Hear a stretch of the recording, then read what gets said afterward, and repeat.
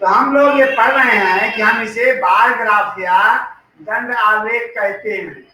तुम्हारे पास बुक्स भी होंगी तो हम अपनी बुक्स में भी दे सकते हैं। जैसे अभी यहाँ हमको चित्र बनाए हैं, अब हमें चित्रों के स्थान पर एक दंड चित्र बनाना है, या ये समझ लो कि एक आरेख ऐसा बनाना है जो दंड की तरह होगा। दंड यानी जिसे हम लोग कहते हैं स्टिक या डंडा, स्टिक या डंडे के रूप में बनाया जाता है, जिसे हम बार ग्राफ कहते हैं। वहां पर भी हमें ये ध्यान देना होता है कि जो हमारे डाटा दिए जाते हैं, जो हमारे लिए आंकड़े हैं, जो हमारे लिए आंकड़े हैं वो महत्वपूर्ण होते हैं। और उन आंकड़ों में फिर हमें वही जो हमने कल देखा था, उच्चतम वैल्यू और निम्नतम वैल्यू, मीन्स उसकी उच्चतम वैल्यू क्या है, उसकी निम्नतम वैल्यू क्या है, ये हमें देखना पड़ता है। और उसके अनुसार जैसे अभी हमने चित्रों में एक चित्र बराबर हमने 100 सेंटीमीटर 100 व्यक्ति मान लिया, या एक चित्र बराबर अभी हमने 10 वर्ग मान लिए, या एक ऐसा चित्र भी चित्रालेख में बनाया जहां पर हमने एक फिगर को 100 विद्यार्थी मान लिए, या हम उसको 50 भी मान सकते हैं। कल हम लोग समझे थे। इसी तरह देखो ये जो हमारे बार ग्राफ हैं, ये भी हम लोगों के लिए उसी प्रकार महत्वपूर्ण हैं। अब हम तुमको दिखा देते हैं ये बार ग्राफ। देखिए यहाँ एक इकाई, हाँ बेटा,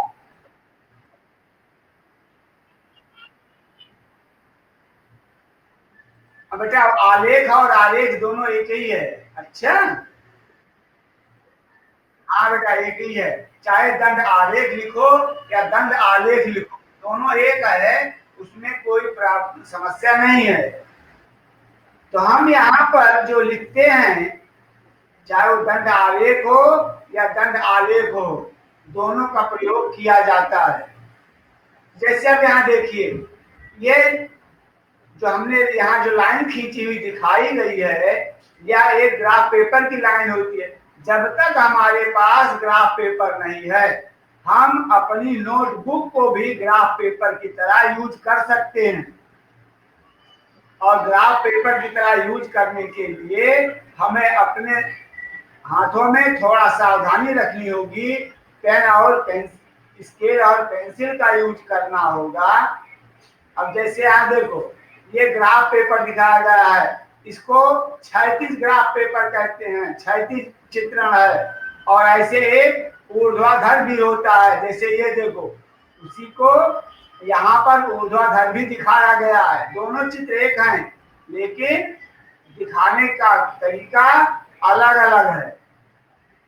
अब हम ये देखते हैं कि ये जो रेखाएं खींची गई हैं, एक ऐसे ऊर्ध्वाधर खड़ी रेखा है और एक ऐसी क्षैतिजाकार पट रेखा है। इन दोनों का क्या महत्व है, अभी तुमको नॉर्मल पढ़ लेना है। ज्यादा विस्तार में पढ़ने के लिए हम अपनी अगली कक्षाओं में पढ़ेंगे, क्योंकि ये आगे बढ़ चल करके इसका और विस्तार हो जाता है, और विस्तार के क्रम में हम आगे पढ़ लेते हैं। चलिए अब इसी चित्र को हम आगे देखते हैं। अभी चित्र तुम लोगों ने देख लिया, आगे हम समझते हैं। माना कि हमारा पेज है, चाहे वो हमारी नोटबुक का हो या हमारा ग्राफ पेपर हो, ये पूरा हमारा पेज होता है। तो पेज पर हम अपने बाईं साइड में उसी मेजरमेंट लाइन पर एक ऐसी लाइन खींचते हैं और एक ये लाइन खींचते हैं। इसको हम एक्स अक्ष कहते हैं और इसको हम वाई अक्ष कहते हैं। अच्छा, एक्स नहीं दिख रहा, ज्यादा अंदर लिख दिया, ठीक है दिख जाएगा। एक हमारा x अक्ष होता है और हमारा दूसरा y अक्ष होता है। यहाँ पर जो दोनों बिंदु मिलते हैं इसे हम O कहते हैं, या ये जीरो भी पढ़ा जाता है। ये हमारा जीरो भी है और O भी है, क्योंकि ये हमारा, इसको हम प्रारंभिक बिंदु या गणित की भाषा में अंत बिंदु भी कहते हैं। हमारा स्टार्टिंग पॉइंट यहाँ से है। जब हमारे पास एक ग्राफ पेपर होता है जिसके अंदर ढेर सारी रेखाएं, ऐसे ऊर्ध्वाधर खड़ी हुई रेखाएं और ऐसे क्षैतिज रेखाएं बनी होती हैं, ये इसका हमारा तल है जहां पर हम अपने चित्रों को प्रदर्शित करते हैं। यहाँ पर जो हमारी रेखाएं ऐसे खींची जाती हैं, इस क्रम से ऐसे खींची रहती हैं, इन्हीं पर हम अपना मेजरमेंट स्केल या पैमाना लेते हैं, और इधर भी ऐसे होता है। जब ये हमारे ग्राफ पेपर पर होती हैं, ये सभी रेखाएं एक दूसरे को आगे बढ़ते हुए आपस में काट देती हैं, तो ये एक प्रकार से वर्गाकार चित्र बन जाता है। जैसे हम तुम लोगों को अभी दिखाते हैं 1 मिनट में।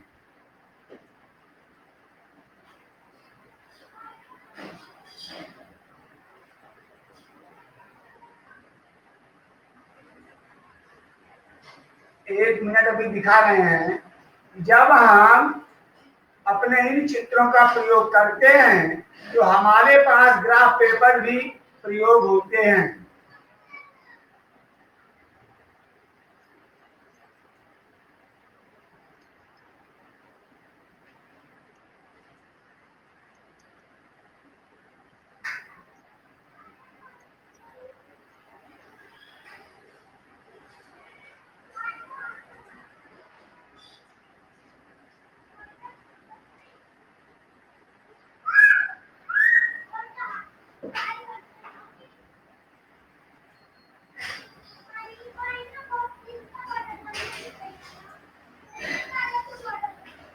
तो देखिए, इस प्रकार हमारे बुक में हमको ये ग्राफ पेपर दिखाई देता है।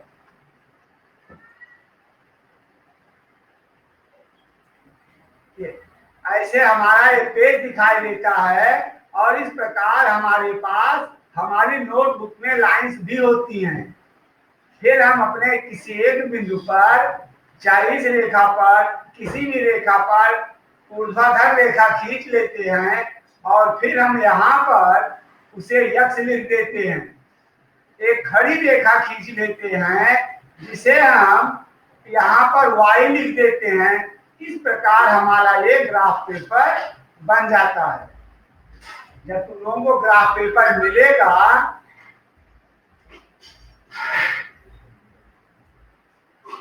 जब तुम लोगों को तुम्हारा ग्राफ पेपर तुम्हारे पास आएगा तो ऐसे दिखेगा।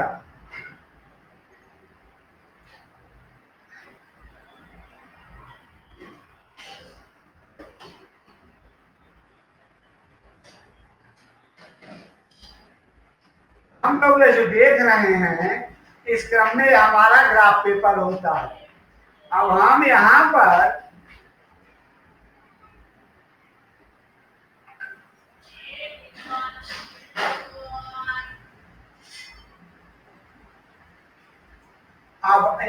हम लोग इसे डार्क कर देते हैं ऐसे,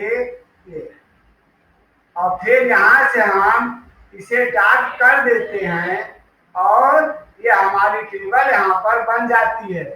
इसको हम थोड़ा डार्क करके तुम्हें दिखा देते हैं।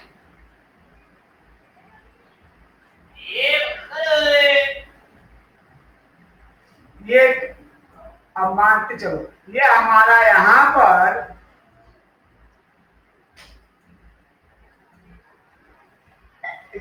हम लिख देते हैं x, और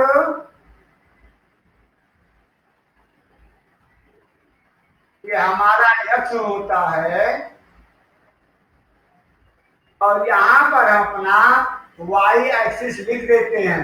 ये x और y होता है, और ये जो हमारा बिंदु होता है यहाँ पर हम O या 0 लिखते हैं। इस प्रकार हमारा ये ग्राफ पेपर तैयार हो जाता है। फिर हम एक एक कॉलम, इसकी एक इकाइयां होती हैं और वहां पर फिर हम अपने पैमाने का प्रयोग करते हैं और इसी कॉलम में यहाँ पर उसके मेजरमेंट स्केल या पैमाने लिख देते हैं कि एक इकाई या 1 सेंटीमीटर बराबर। अब पैमाना जैसे हमने कल लिखा था, एक चित्र बराबर 100 विद्यार्थी या एक चित्र बराबर 10 विद्यार्थी, ठीक उसी प्रकार हम यहाँ भी लिख लेते हैं। अब बताओ, ये ग्राफ की रचना समझ में आ गई ना बेटा? यहाँ पर इन इकाइयों पर हम पैमाने ले लेते हैं और जैसे तुम्हारी बुक में है, जैसे अगर हम अपना एक्सरसाइज या प्रश्नावली को हल करने की सोचते हैं तो वहां पर हमें हमारी प्रश्नावली है 9.3। वैसे यहाँ पर तुम्हें पहले ग्राफ पेपर बना के दिखा दिया गया है, दंड आरेख बनाया गया है और इन दंड आरेखों को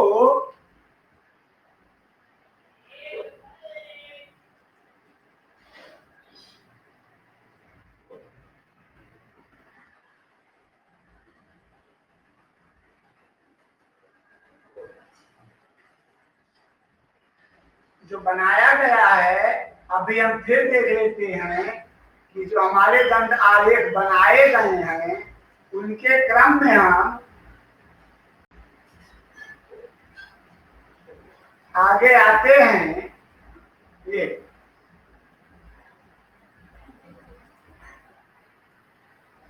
देखिए, ये लिखा रहा है नीचे जो हमारा आलेख दिया गया है, ये क्या लिख रहा है?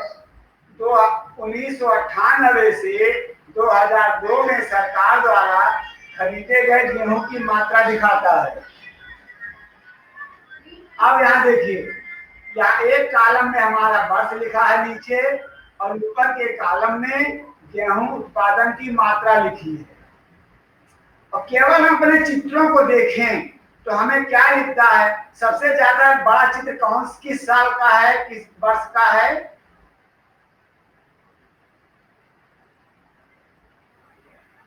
कामना, सबसे बड़ा ग्राफ किस साल का है, किस वर्ष का है?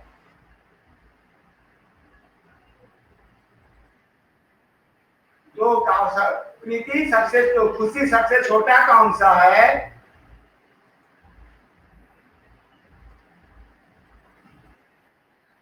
1998।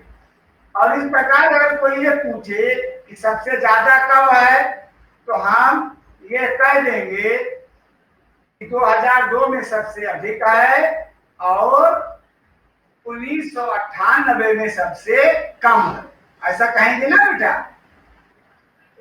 अब यहाँ कह रहा है किसको पढ़िए और प्रेक्षण को लिखिए, जो तुम्हें दिखाई देता है उसे लिखो। ए में क्या लिखा? किस वर्ष में गेहूं का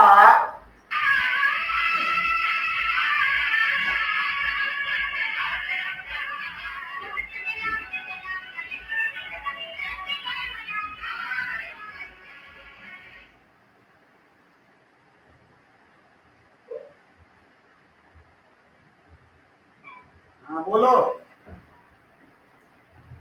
हेलो सतप्रकाश।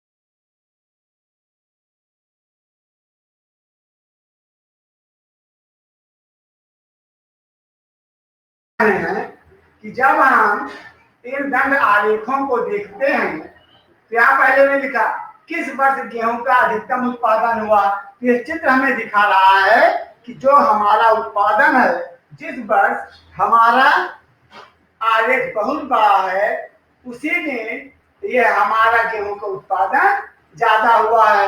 मीन्स इसके प्रश्न के उत्तर में लिखेंगे 2002 में गेहूं का उत्पादन सबसे अधिक हुआ। यहाँ पर हमें केवल अब इसको देख कर लिखना है, बना चित्र को बना लेना है अपने नोटबुक में और नीचे इसके आंसर लिख देने हैं। और ऐसे ही तुम्हारा दूसरा प्रश्न भी है, ऐसे ही तुम्हारा दूसरा प्रश्न भी है। बी का सेक्शन है किस वर्ष में गेहूं का न्यूनतम उत्पादन हुआ। न्यूनतम का मतलब सबसे कम। तो अब हम ये देखते हैं कि 1998 में हमारा ग्राफ सबसे छोटा है, हमारा दंड आलेख सबसे छोटा है। इसका अर्थ ये होता है कि 1998 में गेहूं का उत्पादन सबसे कम हुआ। यहाँ पर हमें अभी केवल पढ़ना सिखाया गया है। ये हमारा ऊर्ध्वाधर है और ये हमारा क्षैतिज आरेख है। यहाँ पर भी दिनों में कमीजों की संख्याओं की बिक्री दिखाई गई है। तो हमें ये सूचना देखिए, अब हमें यहाँ पर पढ़ना भी चाहिए। जिसे यहाँ लिखा गया है दिया हुआ दंड आलेख सरकार द्वारा खरीदे गए गेहूं की मात्रा को दर्शाता है। ये इसकी इंफॉर्मेशन है। कोई पूछेगा बच्चों बताओ ये ग्राफ किस लिए बना है, पूछ भी सकते हैं ना, ये ग्राफ हमें क्या बता रहा है। तो हम जो भी हमसे पूछेगा हम बता देंगे कि दिया हुआ दंड आलेख वर्ष 1998 से 2002 में सरकार द्वारा खरीदे गए गेहूं की मात्रा को दिखाता है या दर्शाता है। अब जैसे तुम्हारा दूसरा दंड आलेख है, ये किस लिए बनाया गया है, इसका भी हमें जवाब देना है। कार्य दंड आलेख एक रेडीमेड कपड़ों की दुकान में सोमवार से शनिवार तक हुई कमीजों की बिक्री को दर्शाता है। शनिवार से रेडीमेड कपड़े की दुकान में सोमवार से शनिवार तक होने वाली कमीजों की बिक्री को दर्शाता है। और इस प्रकार जब हम देखते हैं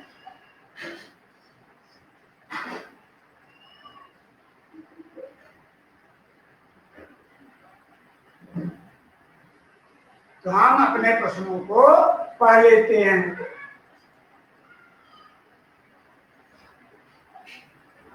और अब देख लीजिए, इन्हीं प्रश्नों के आधार पर ध्यान देना, ये जो तुम्हारा ये आलेख जो है ये तीसरे का है। ये आलेख हमारे तीसरे प्रश्न का है। दूसरे का क्वेश्चन यहाँ से है, ये वाला, ये हमारे दूसरे का प्रश्न है। दूसरे में यहाँ पर 5 प्रश्न हैं। निम्नलिखित प्रश्नों के उत्तर दीजिए और दंड आलेख में क्या सूचना दर्शाई गई है। तो अभी हमने तुम लोगों को हाईलाइट करके दिखाया था कि यहाँ पर सूचना क्या है। तो पहले का उत्तर होगा, देखिए ये दंड आलेख एक रेडीमेड कपड़ों की दुकान में सोमवार से शनिवार तक कमीजों को बिक्री की को दर्शाता है। यह इसका पहला होगा जो हमें ये इंफॉर्मेशन दे रहा है कि जो हमारी सूचना है ग्राफ की वो किस पर है, दुकान में होने वाली रेडीमेड कपड़ों की सोमवार से शनिवार तक की कमीजों की बिक्री है। अब हम इसे इसके हमने लिख सकते हैं कि दंड आलेख, ऐसे दंड आलेख रेडीमेड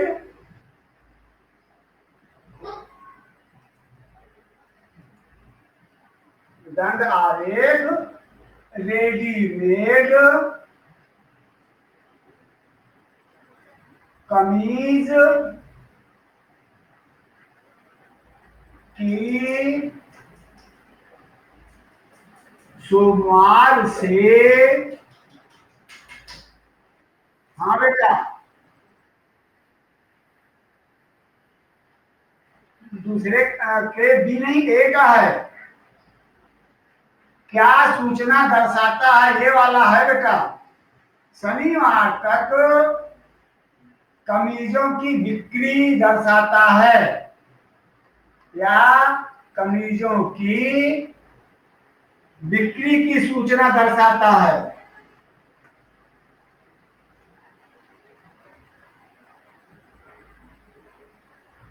सूचना दर्शाता है, ये हम इसका प्रश्न लिख देंगे। और जब इसी को हम अगले क्रम में देखेंगे कि हमारा प्रश्न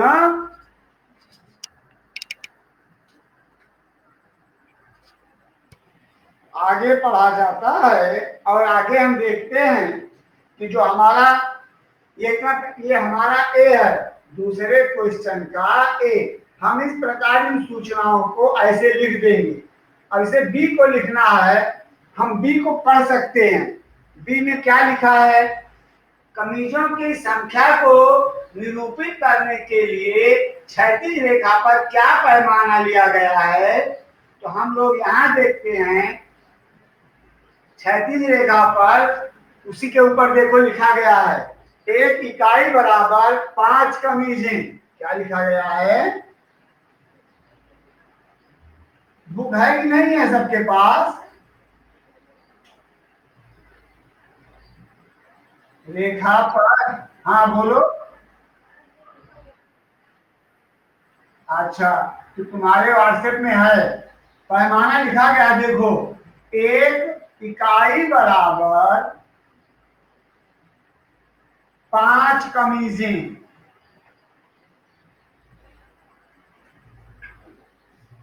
तुम्हें हम दिखा देते हैं, यहाँ पर है पैमाना कि एक इकाई बराबर 5 कमीजी। देखो ये लिखा गया, आप देखो यहाँ पर ये लिखा है कि नहीं, देखो ये दिख रहा है ना, जो हाईलाइट किया है यही इसकी इकाई है। और ये जो हमारी खड़ी हुई रेखा है, इस पर लिखेंगे एक इकाई बराबर 1 दिन। इसका पैमाना क्या है, 1 इकाई बराबर 1 दिन। और यहाँ का पैमाना है 1 इकाई बराबर 5 कमीजें। इस प्रकार ये हमारे प्रश्न लिखे जाते हैं।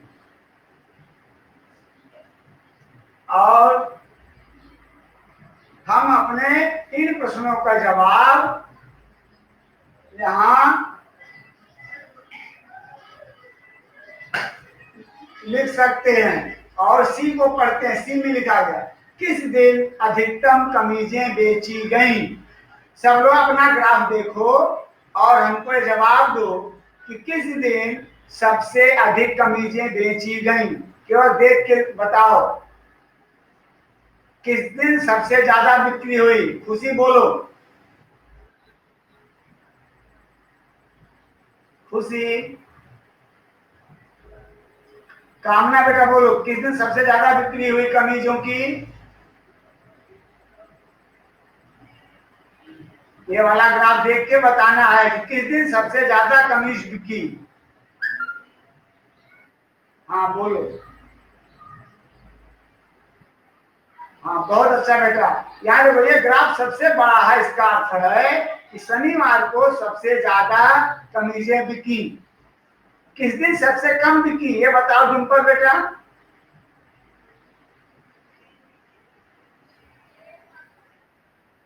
हाँ बहुत अच्छा, मंगलवार को सबसे कम बिकी। इस प्रकार हम अपने प्रश्नों के जवाब लिख सकते हैं कि नहीं, बोलो। और इसमें है कराए बृहस्पतिवार को कितनी कमीजें बेची गई। तो बृहस्पतिवार की कमीजों की संख्या के लिए हम इसको अपनी रेखा से मिलाएंगे। यहाँ पर अगर किसी भी स्केल से मिलाकर देखेंगे तो हम ये पाएंगे कि बृहस्पतिवार को लगभग 35 कमीजें बिकी हैं। कितनी कमीजें बिकी हैं, 35। हाँ, इस प्रकार बेटा हमारा ये हल है। और यहाँ पर ये ऊर्ध्वाधर रूप में भी एक ग्राफ दिया गया है बच्चों द्वारा।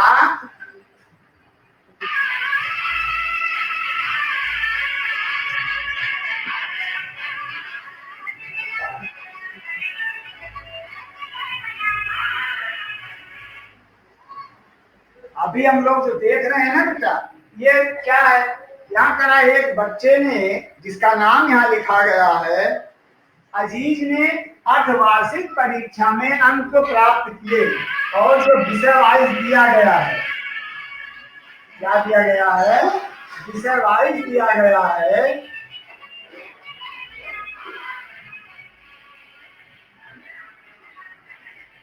तो उस ग्राफ में हम लोग जब विषय वाइज देखते हैं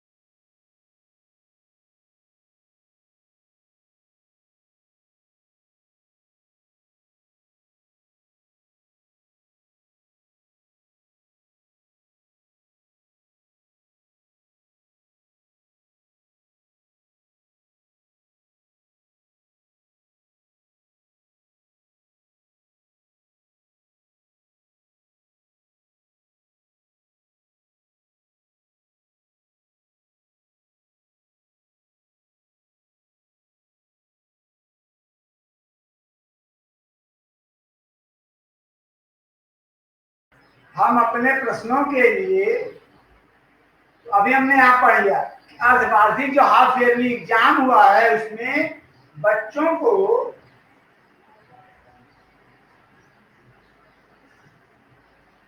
इस अजीज को कितने अंक प्राप्त हुए हैं। देखो अब यहाँ ग्राफ देख रहे हो तो पहले हमें ग्राफ को देखना सीखना है। यहाँ एक ग्राफ है, इस हमारी ऊर्ध्वाधर रेखा पर अंक दिए गए हैं और ये पैमाना लिखा गया, क्या लिखा गया, 1 इकाई लंबाई बराबर 10 अंक, 1 इकाई लंबाई बराबर 10 अंक। और नीचे जो हमारी क्षैतिज रेखा है यहाँ लिखा गया है विषय। तो हमें यहाँ इतना ही ध्यान देना है। और फिर यहाँ पर हमारे छोटे छोटे प्रश्न हैं। ये एक का प्रश्न क्या है, दंड आलेख क्या सूचना प्रदर्शित करता है, यहाँ लिख देंगे दंड आलेख अजीज द्वारा अर्धवार्षिक परीक्षा में विभिन्न विषयों में प्राप्त किए गए अंकों को प्रदर्शित करता है। ये हमारे पहले प्रश्न के लिए प्रयोग किया जाएगा। इस प्रकार हम यहाँ पर देख सकते हैं। और अगले प्रश्नों में लिखा है, बी में है, ध्यान देना, किस विषय में अजीज ने अधिकतम अंक प्राप्त किए। कामना, किस विषय में सबसे ज्यादा अंक मिले हैं उसे देख के बताओ ग्राफ।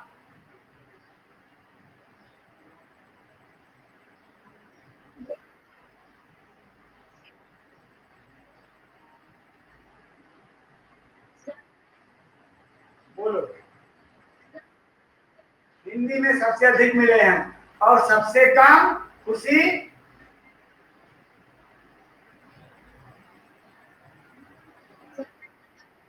अभी नहीं, अभी नहीं। चलो डिम्पल बताओ।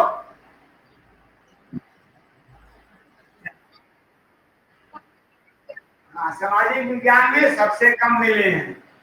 और फिर कह रहा है विषयों के नाम लिखिए और उनके अंक भी लिखिए। तो हम लिखेंगे हिंदी, हिंदी में 80, हिंदी में कितना है, अंग्रेजी में ग्राफ के सामने यहां से देख के लिखेंगे 60, गणित में 70, विज्ञान में 50 और सामाजिक विज्ञान में 40। इन अंकों को हम लिख लेंगे, ठीक है। तो हम लोग जो पढ़ रहे हैं हमारे लिए महत्वपूर्ण होता है कि ये जो हमारी दो रेखाएं होती हैं, तो हमारे आंकड़े दो प्रकार के होते हैं। एक होते हैं स्थिर आंकड़े, और स्थिर आंकड़े क्या होते हैं अभी हम तुम्हें समझा लेते हैं। और दूसरे होते हैं चल आंकड़े। चल आंकड़े जो होते हैं उनमें परिवर्तन होता रहता है। जैसे अभी यहाँ तुम्हारे पास विषय है, ये विषय स्थिर आंकड़े हैं। अभी तुम्हारे लिए पढ़ा तुम लोगों ने दिन, दिन भी स्थिर आंकड़े हैं। लेकिन यहाँ पर जो हमारी बिक्री है, जो हमारे नंबर मिले हैं, वे सभी चल आंकड़े हैं। इनमें परिवर्तन होता रहता है। विषय है, बच्चे परीक्षाएं देंगे, किसी को कम मिलेगा, किसी को ज्यादा मिलेगा, तो यहाँ परिवर्तन ज्यादा संभव होता है, इसलिए इसको हम चल आंकड़े कहते हैं। जरूरी नहीं कि सभी बच्चों को एक जैसे नंबर मिले, इसलिए ये चल आंकड़े होते हैं। तो हम जब चल आंकड़े होते हैं तो हम चल आंकड़ों को हमेशा इस अपने वाई अक्ष पर दिखाते हैं। हम ज्यादातर अपने ऊर्ध्वाधर ग्राफ पेपर बनाते हैं, और जो हमारा स्थिर आंकड़े होते हैं उनको हम क्षैतिज यानी यक्ष अक्ष पर दिखाते हैं। क्षैतिज यानी यक्ष अक्ष पर हम उनको प्रदर्शित करते हैं, और ये वाई यानी ऊर्ध्वाधर अक्ष पर इनको दिखाया जाता है। ऊर्ध्वाधर अक्ष पर दिखाया जाता है, ये वाई अक्ष हमारा ये है। और फिर तीसरा हमारे लिए पॉइंट ध्यान देने दिया जाता है, इनका जो मेजरमेंट स्केल या पैमाना हो वो किस क्रम से लिखा जाए। अगर हम लिख कर बना दें तो तुम लोग देख लोगे, लेकिन खुद अपने विचारों से उसे बनाने का अभ्यास करना। पैमाना हमारे आंकड़ों पर आधारित होता है, उनकी विभाज्यता को देखा जाता है। उनके क्या देखते हैं, न्यूनतम और उच्चतम मूल्य, न्यूनतम और उच्चतम मूल्य कि उनकी वैल्यू क्या है, उनको देख करके हम पैमाने को निर्धारित करते हैं। अगर हमारे आंकड़े छोटे छोटे हैं तो हम पैमाने वहां छोटे लेंगे, लेकिन अगर हमारे मूल्य बहुत बड़े बड़े हैं, जैसे हमने कल पढ़ा था 100 400, तो वहां पैमाने बड़े बड़े लेंगे। आगे बढ़ोगे तो ये पैमाने हमारे 1 सेंटीमीटर, या देखो, हाँ बेटा बोलो। न्यूनतम के बाद बेटे उच्चतम है, वो उच्चतम है। अब से 1 सेंटीमीटर बराबर, अभी से 5 कमीज लिखा गया, ये 10 भी हो सकता है, 100 भी हो सकता है, 1000 भी हो सकता है, और 10,000 भी हो सकता है। लेकिन ये सब आधारित होता है हमारे आंकड़ों के विस्तार पर, आंकड़ों के विस्तार पर आधारित होता है।